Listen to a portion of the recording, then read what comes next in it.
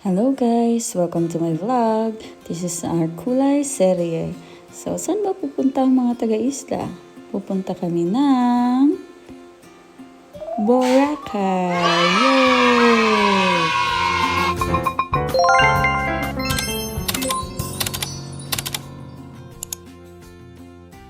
Hello! This is Teacher Jelly. Samahan niyo ako sa aming travel adventure.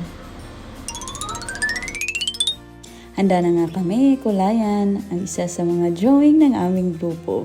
Since galing nga kami ng isla, sumakay kami ng bangka para makapunta sa mainland. At doon nga, may sumundo na sa amin na van para ihatid kami sa airport. Knockdown yung mga kasama ko dito dahil masyadong napagod sa aming biyahe. Pagkadating namin sa airport, syempre hindi mawawalang picture taking. O diba? Halos lahat sa grupo ay mga first-timers kaya kita sa mga mukha ang excitement. Hi, we're going up. Hi. Dahil nga paakyat na kami, chine-check na namin yung mga boarding pass namin. At take note, printed yan ha. Nakikita sa mga mukha namin yung pinaghalong kaba at excitement. This time, pupunta na kami sa departure areas at sa gate kung saan kami maghihintay para sa aming flight. This is our flight guys, going to Cebu. And finally, we're walking down the aisle. As a first timer, super duper excited kami. At dahil kasama ko rin si baby, doble rin ang saya ko.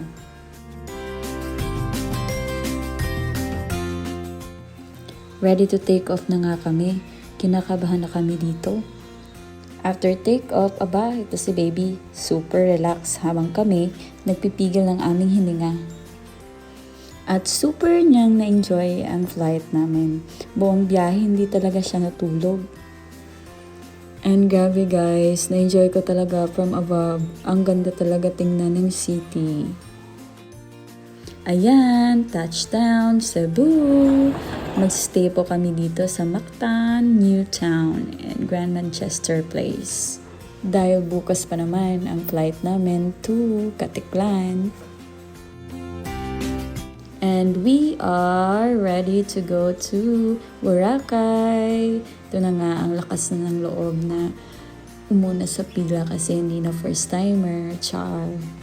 Iba din pala kung grupo yung kasama mo sa travel kasi mas na-strengthen yung relationship niyo with each other at mas nakikilala ninyo ang isa't isa. Again, we're ready to take off. And guys, kung na-enjoy namin yung view last night, mas na-enjoy namin during daytime. Super duper ang ganda tingnan. Finally, touchdown Boracay. Pagdating pala namin guys, super ang lakas ng ulan. Medyo na-disappoint na kami. Pero go pa rin kasi Boracay na to. Buti na lang, sa nabook naming hotel ay may transfer na din sila. Kaya nagbook na din kami ng transfer nila para hindi kami mahirapan. From van to their speedboat. So medyo maalon nga dito kaya muntik pang matumbay si baby. Ayan, welcome to our hotel. Astoria Station 3, Boracay. And finally, we're checking the rooms. And look at that, so cozy. And ang ganda ng bathroom. Merong bathtub, ang complete amenities, ang comfy tingnan ng bed. And you have your own TV, you have your own sink, and vault. You have your space to hang your clothes. So ito naman yung isang room. Yung green naman dito, yung isang room is blue and then ito yung green. So parehas ng napaka-comfy.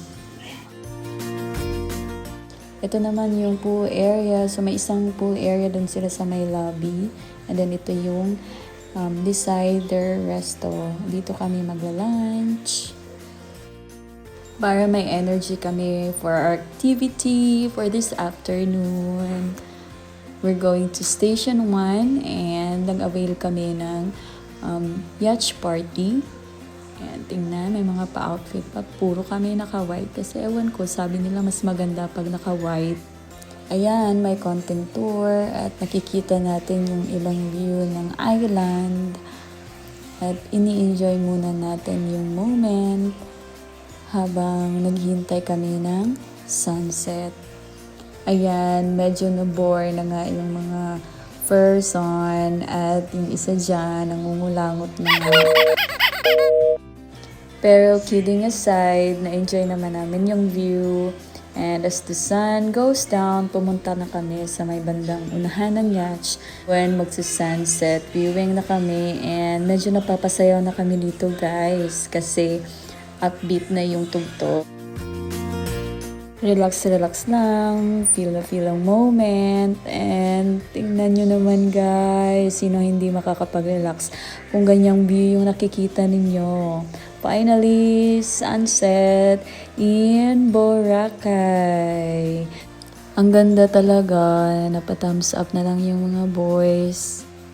Day 2 na nga namin and itong yung morning view ng Boracay. So for today, yung activity namin, nag-try kami ng hair braid. Si mama pinatry ko din, si baby, and syempre, he. So medyo masakit lang, kaya yung kay baby sinabihan ko na medyo dahan-dahan lang yung pag-braid kasi medyo masakit sa anit. Tiis ganda girl, ganun. Pagkatapos, nag-walking kami from Station 3 going to Station 1. Medyo makulimlim na nga dito yung langit kasi uulan na naman. Pero kahit makulimlim, hindi pinalagpas ang crystal kayak guys. So hindi pwedeng hindi makapag-crystal kayak dito sa Boracay.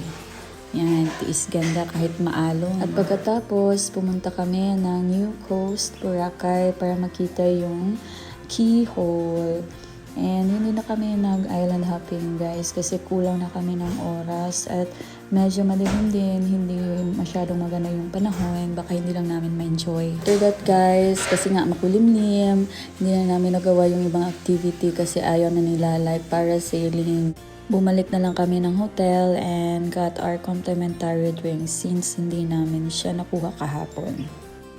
At during nighttime, naglakad-lakad kami at hinanap din namin yung D-Mall para makakain kami ng ice flakes since yun ang kinikrave namin. At yung D-Mall pala guys, hindi siya yung usual na nakikita natin na mall. Ito yung setup niya. Finally, ice flakes and promise guys, sobrang sarap niya. Akala ko hype lang pero ang sarap-sarap niya talaga. We had 2 flavors, the mango and the durian, and super sarap ng dalawang flavors na to. And 4 lang kami nakalabas dito guys kasi yung iba nagpamassage, kanya-kanyang mga trip. Sinulit na nga namin yung stay namin dito since this is our last night here in Boracay. Before going to the airport, nag-breakfast muna kami. And promise guys, ang sarap-sarap ng food nila dito. Enjoy na enjoy kami. Medyo nakulangan nga ang lola mo sa stay natin dito sa Boracay. Pero for sure, babalik kami dito. Hanggang dito na lang. Sana na-enjoy nyo ang vlog na ito. Hanggang sa muli. Bye-bye! Mwah!